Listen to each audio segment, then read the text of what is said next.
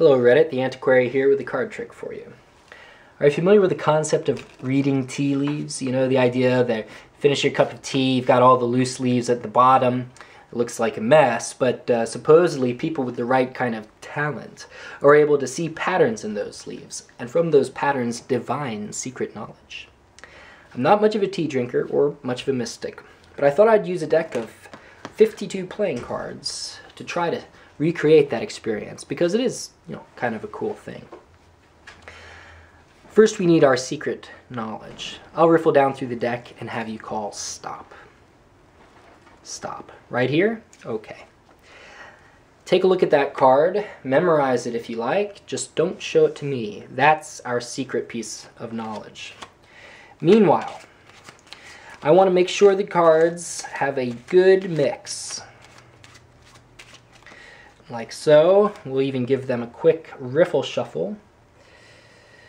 The idea here is that there's no prearrangement to the deck. Nothing that could give away the identity of your card until we do the actual reading.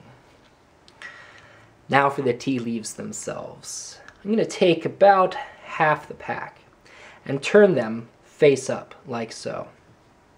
These will represent our tea leaves, the face-up cards. Watch, I'll shuffle them back into the deck, and you can see they really are going together. Now I happen to see some of those face-up cards, but the truth is I don't really want to know if a card is face-up or face-down, so I'm going to mix them one more time. So that cards which began face up might end face down, cards which began face down might end face up, and so on. We'll give it a quick cut. And finally, the mystical part here. If you would just wave your card over the deck 3 times, without, of course, letting me see it. 1, 2, 3.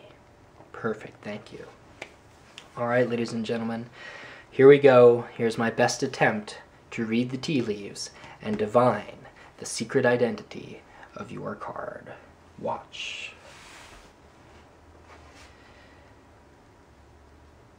Three cards face up. The 7 of diamonds, the 7 of spades, the 7 of hearts. Every other card in the pack face down all the way through. Now, like I said, I'm not much of a tea drinker, and I'm not much of a mystic. Nevertheless, I'm going to go with the tea leaves this time. Was your card, in fact, the 7 of clubs? Thank you. So, just a brief commentary. Of course, this is a variation of Triumph. The idea of this one came to me after reading a trick in this book, The Card Magic of Nick Trost, his 4-ace Triumph opener. It's a Triumph where instead of 4 spot cards appearing, 4 aces appear. In that version, the aces appear assembled in the middle of the pack, and the handling is admittedly a bit easier than what I just showed you, since a lot of the work of this trick goes into making the 7s seem to be distributed throughout the deck. So that's a Nick Trost variation. It's also published, I've seen it published in Karl Fulves, actually I have it here, in Karl Fulves' more self-working card tricks. So that's with the 4 aces. I like doing it as a kind of divination trick. And I like the kind of patter about the tea leaves because it justifies the mixing of the cards, which, you're more or less going to do that in any Triumph, of course. Mix the face-up cards into the face-down cards. Well, why are you doing that? That's what's motivating that. The tea leaf story, gives some motivation to that. You're going to read the face-up cards in the pack. So I like that. A couple other things about this handling, this version of Triumph that I like. One, as you can see from the tableau at the end of the trick, and for those who probably have a guess as to how this trick is done, it's a trick that resets very, very easily. So if you use it for table hopping, you're from this position, I think you could figure out how to get back into the trick very quickly. Another thing that's nice, I didn't do it in the performance because it's hard enough performing to no spectators. when the spectator is selecting cards the first time, it's possible, because of how the trick works and because of how the final reveal of the trick works, for the spectator to choose, to change his mind, as it were.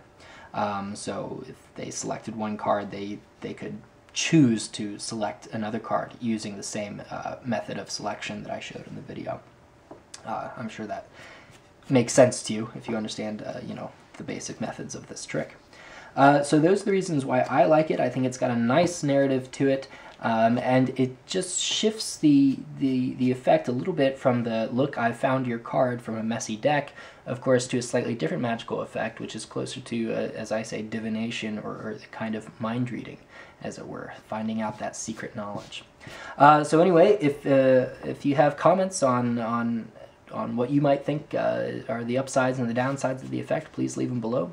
And thank you once again for watching.